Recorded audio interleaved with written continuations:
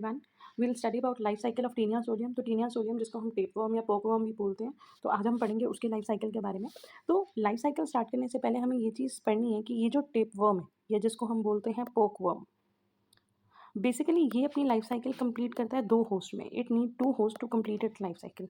One is man, that is human, and the other one is pig, इसीलिए यहाँ पे पोकवर्म नाम आ रहा है। मैन जो है वो इसका डेफिनेटिव होस्ट होता है। Man is the definitive host, या जिसको हम बोल सकते हैं it is the primary host. Whereas अगर हम पिग की बात करें तो पिग जो है वो सेकेंडरी होस्ट है। सेकेंडरी या सेकेंडरी होस्ट का दूसरा नाम होता है इंटरमीडिएट होस्ट। मेन फ़र्क क्या होता है, कोई भी ऑर्गेनिज्म अगर अपना जो सेक्सुअल रिप्रोडक्शन है वो जिस होस्ट के अंदर करेगा, जैसे मैन डेफिनेटिव होस्ट है, दैट मीन्स जो टेपवर्म है वो सेक्सुअली रिप्रोड्यूस कौन से होस्ट के अंदर करते हैं, मैन के अंदर। तो इसलिए मैन उनका डेफिनेटिव या प्राइमरी या परमानेंट होस्ट है। वे sorry, permanent is not the correct word, principal host है। वेयर एज जो पिग है, पिग के अंदर दे रिप्रोड्यूस ए सेक्शुअली, वो ए सेक्शुअली रिप्रोड्यूस कर रहे हैं या वो सिर्फ ग्रो कर रहे हैं, डेवलप कर रहे हैं। तो इसलिए यहाँ पे जो ग्रोथ फेस या जो ए सेक्शुअल फेस है वो जिस होस्ट के अंदर होगा उसको हम बोलेंगे सेकेंडरी होस्ट। तो लाइफ साइकिल स्टार्ट करने से पहले एक छोटा सा ओवरव्यू देख लेते हैं कि टीनिया सोलियम जो है वो एक्चुअली होता क्या। सो बेसिकली अगर आप देखो टीनिया सोलियम टेपवर्म है। टेपवर्म क्या होते हैं, बहुत फ्लैट होते हैं और इनकी बॉडी में छोटे छोटे सेगमेंट्स होते हैं, ठीक है। तो यहाँ पे इसका जो माउथ पार्ट है, ये पूरा जो हेड रीजन है इसको बोलते हैं स्कॉलेक्स। स्कॉलेक्स में मेन 2 पार्ट है जो हमारे लिए इंपॉर्टेंट है। We'll come across 2 words, that is hook and sucker. Hook और सकर जो है इनकी हेल्प करते हैं इनको होस्ट से अटैच करने में। ये अपने होस्ट की बॉडी से अटैच कर रहे हैं या उसके अंदर पेनेट्रेट कर रहे हैं, किसकी हेल्प से कर रहे हैं, हुक की प्रेजेंस से, हेल्प से, और सकर्स की प्रेजेंस से। अपार्ट फ्रॉम दैट इनकी जो बॉडी होती है, ये जो सेगमेंट्स हैं, ये धीरे धीरे करके ग्रो होते रहते हैं। तो क्या होता है, जो आगे के सेगमेंट्स हैं वो छोटे होते हैं, उनको बोलते हैं इमेच्योर प्रोग्लॉटिड्स। जो बीच के सेगमेंट्स आ जाते हैं, जैसे ये अगर आप डायग्राम देखो, जो आगे के सेगमेंट्स होंगे वो होंगे छोटे छोटे, दोज आर इमेच्योर प्रोग्लॉटिड्स। जो मिडिल पार्ट में आ रहे होंगे वो होंगे mature proglottids. And by the time जो सेगमेंट्स एंड में जा रहे होते हैं वो धीरे धीरे करके बड़े हो गए और वो थोड़े से डिजेनरेट होने लग जाते हैं, तो उनको हम बोल देते हैं ग्रेविड प्रोग्लॉटिड्स, ठीक। तो अगर हम बात करते हैं रिप्रोडक्शन की, मैच्योर प्रोग्लॉटिड्स के अंदर रिप्रोडक्शन जो है वो स्टार्ट हो जाती है। तो मैच्योर प्रोग्लॉटिड के अंदर इनके जो एग्स वगैरह हैं वो प्रोड्यूस होने शुरू हो जाएंगे। अब वो जो एग्स हैं वो इसके अंदर डिपॉजिट रहेंगे। तो क्या होता है, ग्रेविड प्रोग्लॉटिड्स के अंदर भी बहुत सारे एग्स जो होते हैं वो डिपॉजिट होते हैं। बाय द टाइम ये टेपवर्म एलोंगेट कर रहे हैं, अब ये जो लास्ट का पार्ट है ये शेड होना शुरू हो जाएगा, डिजेनरेट होना शुरू हो जाएगा। तो ये जितने भी एग्स हैं या ग्रेविड प्रोग्लॉटिड्स हैं, ये बॉडी से बाहर आ जाते हैं विद द फीसेस, क्योंकि वर्म ने इनको शेड कर दिया, या तो उसने एग्स रिलीज कर दिया, या जो ग्रेविड प्रोग्लॉटिड्स थे, जो डिजेनरेट हो रहे थे, जो एजेड प्रोग्लॉटिड्स थे, उनको उन्होंने लूज करा, और वो लूज करा तो वो ह्यूमन के फीसेस से बाहर आ गए, ठीक है जी। तो यहाँ पे 3-4 वर्ड्स बार बार आ रहे हैं। एक आ रहा है हुक, फिर आ रहे हैं सकर, ये दोनों कहाँ प्रेजेंट हैं, स्कॉलेक्स में। उसके अलावा मेन इनके जो सेगमेंट्स हैं वो कौन से हैं, प्रोग्लॉटिड, प्रोग्लॉटिड में immature, mature and gravid. So now we will begin with the life cycle. तो अगर आप इसका डायग्राम देखो लाइफ साइकिल का, तो आप यहाँ पे इजीली देख सकते हो कि ये जो ऑर्गेनिज्म है, एज आई टोल्ड यू, इसके 2 होस्ट हैं। एक होस्ट है pig which is the intermediate host, and the definitive host is known as man या ह्यूमन बोल सकते हैं। तो एक बार पहले हम थोड़ा सा पढ़ते हैं और फिर डायग्राम हम अच्छे से समझेंगे। So basically human acquire infection by ingesting improperly cooked infected pork, या हम बोल सकते हैं मीट ऑफ पिग। तो ह्यूमन के अंदर ये इन्फेक्शन शुरू कहाँ से हो रहे हैं, अगर कोई ह्यूमन पोक खाए, पोक नहीं मतलब बेसिकली इन्फेक्टेड पोक, अगर उसने कोई पोक खाया और वो ऑलरेडी इन्फेक्टेड था, उसके अंदर एग्स प्रेजेंट थे टेपवर्म के, ठीक है, और इम्प्रॉपरली कुक होने की वजह से वो एग्स जो थे वो खत्म नहीं हुए, वो वैनिश नहीं हुए। सो बेसिकली क्या होगा, फिर ह्यूमन के अंदर वो एंटर कर गए। Now the inside the humans elementary canal, the scolex exvaginates and anchor to the gut lining with the help of hooks and suckers. So basically जब ये ह्यूमन की बॉडी के अंदर एंटर कर गए तो ह्यूमन की बॉडी के अंदर जो स्कॉलेक्स है, इनका हेड है, वो एक्सवाजिनेट होगा, मतलब वो आउटर लेयर की तरफ मूव करेगा और वो गट की लाइनिंग को, ह्यूमन के इंटेस्टाइन की लाइनिंग को, या जो म्यूकोसा लेयर होती है उसको होल्ड करेगा with the help of hook and suckers. और वो हुक और सकर्स की हेल्प से उसको होल्ड करेगा, उसको कट करके पेनिट्रेट करना शुरू कर देगा। उसके बाद the larva, basically cysticerci larva, ये जो लार्वा होता है then develop into adult worm by gradual strobilisation. तो धीरे धीरे करके ये जो लार्वा था वो किस में चेंज होना शुरू हो जाएगा, अडल्ट में। बेसिकली क्या होता है, देखो 3-4 फॉर्म्स होती है। एग हैच होता है तो उसमें से निकलता है लार्वा। जो यंग लार्वा है ना उसको हम बोलते हैं ऑनकोस्फेयर, ठीक है। फिर ये लार्वा जब थोड़ा और डेवलप होता है, जो अडल्ट लार्वा है उसको हम बोल देते हैं cysticerci, and then it finally develop into the adult form. हो सकता है कि ह्यूमन ने जो इन्फेक्टेड पोक इंजेस्ट करा है या खाया है उसके अंदर या तो ये वाले लार्वा प्रेजेंट हो या फिर ये वाले लार्वा प्रेजेंट हो, ठीक है। अडल्ट नहीं हो सकते क्योंकि बेटा tapeworm are big enough to be seen by naked eye, तो obviously one can not consume it directly, but there are chances the larval form which are not too peculiar to be seen by naked eye, तो easily हम इसको या गलती से इसको खाया जा सकता है। तो लार्वल फॉर्म में या तो ऑनकोफेयर को खा लिया या फिर सिस्टी सर्काई को खा लिया। अगर ऑनकोफेयर को खाया तो धीरे धीरे करके वो भी ग्रेजुअली डेवलप होगा और किस में चेंज हो जाएगा, सिस्टी सर्काई में, and finally it will develop into the adult form, ठीक है जी। अब उसके बाद क्या होगा इसके, अब ये जो लार्वा है वो डेवलप हो गया अडल्ट में, तो अब worm grows and nearly in 2 to 3 months it becomes sexually mature। अब ये सेक्सुअली मैच्योर हो गया, मतलब इसके मैच्योर प्रोग्लॉटिड्स जो थे वो बन गया, और अब वो बन गया तो ये क्या करेगा, now it will start producing eggs. अब ये एग्स प्रोड्यूस कर सकता है। ये जो एग्स होंगे, these eggs are then passed out along with the faeces. क्योंकि कहाँ पे था ये, मेनली इंटेस्टाइन के अंदर, मान लो इंटेस्टाइन के अंदर इन्होंने एग ले करे, तो इंटेस्टाइन से जब अनडाइजेस्टेड फूड फीसेस के फॉर्म में बाहर आ रहा है तो ये एग्स भी बाहर आ सकते हैं। Sometimes the entire gravid proglottid या फिर segments of gravid proglottid along with eggs are released in feces, ठीक है। तो अगर हम ह्यूमन तक का साइकिल देखें, ह्यूमन तक के साइकिल की बात करें तो ह्यूमन के साइकिल में क्या हुआ था, ह्यूमन ने इन्फेक्टेड पोक को ईट कर लिया था, उसके बाद उसकी बॉडी में ये जो लार्वा एंटर हुआ था इसने गट लाइनिंग के साथ अटैच कर लिया, लार्वा धीरे धीरे करके अडल्ट में मैच्योर हुआ, अडल्ट फॉर्म जो था वो सेक्सुअली मैच्योर हो गया and it start producing egg, and these eggs are release from the human body with the faeces. अब यहाँ से ह्यूमन की बॉडी से तो निकल गए, अब क्या होता है, अब ना बेसिकली दो चीज़ें हो सकती हैं, या तो ये जो फीसेस के अंदर एग्स हैं या तो ये ह्यूमन ही इनगल्फ कर लेगा।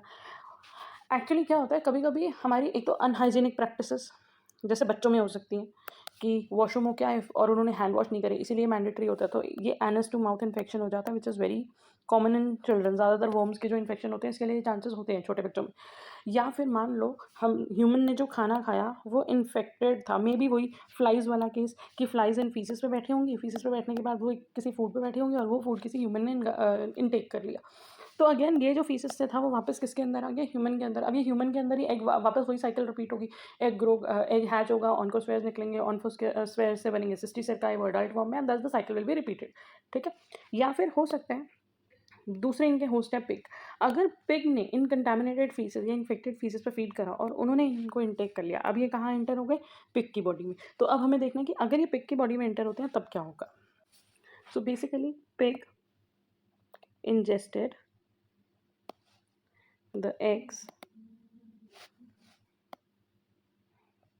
with the gravid proglottids। Pig ने एग और प्रोग्लॉटिड्स को इंजेस्ट कर लिया, अब ये पिग के इंटेस्टाइन में जाएंगे। इन पिग्स इंटेस्टाइन ये जो एग्स हैं ये हैच आउट होंगे और क्या निकलेगा, ऑनकोस्फेयर्स। ठीक है। तो एग हैच हुए एंड ऑन्कोस्फेयर्स आर रिलीज। अब ये ऑन्कोस्फेयर्स जो हैं ये धीरे धीरे करके वही सेम अटैच करेंगे, दे attach these young larva attach to the gut lining by hooks and penetrate into the gut wall। धीरे धीरे करके इन्होंने क्या करा, गट की लाइनिंग में अटैच हुआ और पेनिट्रेट हो गए and finally enter the pigs circulatory system. अब ये पिग के सर्कुलेटरी सिस्टम में चले गए, क्योंकि पहले ये गट में थे, इन्होंने गट की वॉल को पेनिट्रेट करा। गट की वॉल को पेनिट्रेट करने के बाद ये पोर्टल वेसल्स में एंटर हो सकते हैं, जो हमारे पोर्टल सिस्टम की होती हैं, या फिर ये लिम्फेटिक वेसल्स के अंदर एंटर हो सकते हैं and eventually they will enter into the circulatory system. अब सर्कुलेटरी सिस्टम के बाद ये कहाँ जाएंगे, सर्कुलेटरी सिस्टम के बाद जाएंगे ये मसल्स में। जितने भी है ना, धीरे धीरे करके सर्कुलेटरी सिस्टम इन सब एग्स को या लार्वास को फिल्टर करके कहाँ पहुँचा देगा, मसल्स में। प्लस उसके अलावा ये डायरेक्टली मसल्स में नहीं जाते। देखो कोई भी वर्म है या ब्लड सर्कुलेट कर रहा है तो वो पूरी बॉडी में सर्कुलेट कर रहे हैं, तो मसल्स में तो जाते हैं, लेकिन उसके अलावा कहाँ जा रही है, they can successfully reach liver, lungs, heart, brain and many other tissues. और ये सिर्फ पिग के केस में नहीं है। आप लोगों के दिमाग में एक क्वेश्चन आया होगा कि क्या पिग के साथ ही ऐसा हो रहा है, नहीं ह्यूमन को भी तो इन्फेक्शन क्यों हो रहा है। वो सिर्फ ऐसा तो नहीं है कि हमारे इंटेस्टाइन में रहकर सिर्फ फीसेस में अपने एग्स रिलीज कर रहे हैं, नहीं, हमारे इंटेस्टाइन की वॉल के साथ भी वो यही कर रहे हैं। इंटेस्टाइन की वॉल के साथ अटैच होते हैं, क्लिंग होते हैं, उसको बोर करना शुरू करते हैं, पेनिट्रेट करके हमारे सर्कुलेटरी सिस्टम में एंटर होंगे। Then they will infect our various organs like our brain, our nervous system, our lungs, our liver etcetera. ठीक है। तो इसीलिए इनके जो इन्फेक्शन होते हैं वो बहुत ज़्यादा ट्रोमेटिक होते हैं अगर वो बहुत सीवियर केसेस में बढ़ जाएं तो बेसिकली यहाँ सारे के बाद जो इसका मेन जो रोल है वो कहाँ हमें देखने के लिए मिल रहा है। अगर ये सारी चीज़ हुई तो पिग इन्फेक्ट हो रहा है and maybe the pig will die if the infection will be severe. But अगर ये मसल के टिश्यू में चले गए तो मसल की वजह से ये नेक्स्ट में जा सकते हैं। So they finally enter the muscle tissue and settle there and undergo further development. अब ये वहीं पे जो है वो डेवलप करेंगे। डेवलप करने का मतलब क्या है, they lose hooklets and develop a fluid filled cyst. यहाँ पे इनके हुकलेट्स वगैरह निकल जाएंगे और ये एक सिस्ट बनाना शुरू कर देंगे और उस सिस्ट के अंदर ही एक्यूमुलेट होते रहेंगे। They remain viable in the cyst for about 8 to 10 weeks। उस 8 to 10 weeks के अंदर ये वहाँ पे अच्छे से लिविंग है, सर्वाइविंग है और बहुत ज़्यादा एक्टिव है। और अगर इस टाइम के अंदर, इस पीरियड के अंदर अंदर ह्यूमन ने किसी भी इन्फेक्टेड पीक को प्रॉपरली कुक करके नहीं खाया तो उसे इन्फेक्शन हो जाएगा। So during this stage they are most infected to human। That's why it is very important whenever you eat any non-vegetarian meal, you please make sure that it should be properly cooked। So basically humans get infected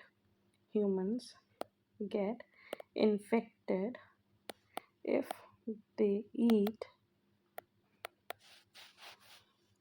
meat of such pigs का मतलब है अगर वो pig पहले से infected था and thus the cycle is repeated। ठीक है। तो बेसिकली अब ह्यूमन की बॉडी के अंदर भी क्या होगा कि जो लार्वा इन्वेड कर रहा है, जो लार्वा ह्यूमन की बॉडी के अंदर एंटर करता है, वो क्या करता है, हमारी गट वॉल, हमारी इंटेस्टाइनल वॉल के अंदर पेनिट्रेट करता है और उसके अंदर पेनिट्रेट करने के बाद वो हमारे डिफरेंट टिश्यूज़ या डिफरेंट ऑर्गन्स के अंदर एंट्री गेन कर लेता है, तो वो हमारी सर्कुलेशन में आएगा और again it can cause similar type of cysts in our body. ठीक है। ये सिस्ट हमारे आइज में, ब्रेन में, मसल में, सबक्यूटेनियस टिश्यू में कहीं पे भी हो सकते हैं, इसीलिए इसको बोलते हैं सिस्टिसर्कोसिस।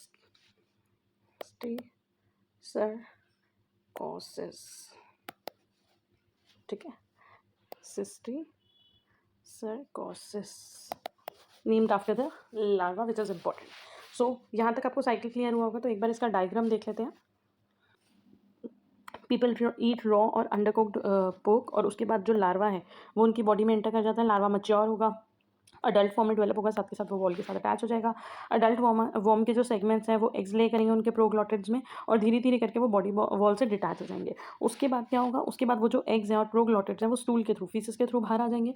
पिग्स और people are infected by ingesting eggs और एग बियरिंग प्रोग्लॉटिड्स। अब ये जो भी था, या तो ये किसी पिग ने खा लिया या फिर ये किसी ह्यूमन की मील में चला गया, दोनों ही केस में क्या होगा, इन्फेक्शन हो जाएगा। अगर सपोज करो पिग है तो पिग को हो गया सिस्टिसर्कोसिस, और अगर इस इन्फेक्टेड पिग को अगेन किसी ह्यूमन ने खा लिया then the cycle is repeated.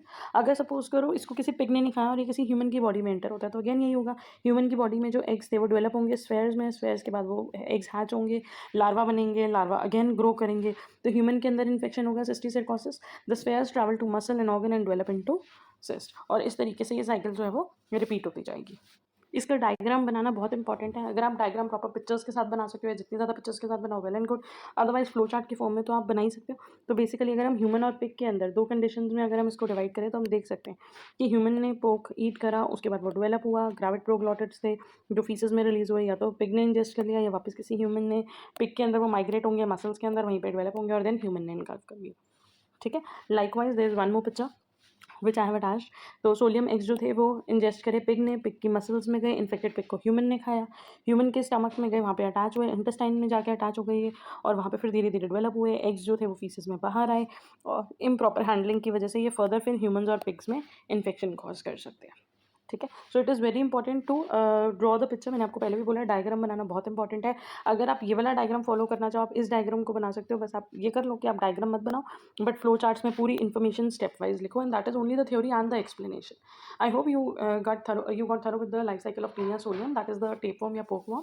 Thank you so much, keep starting.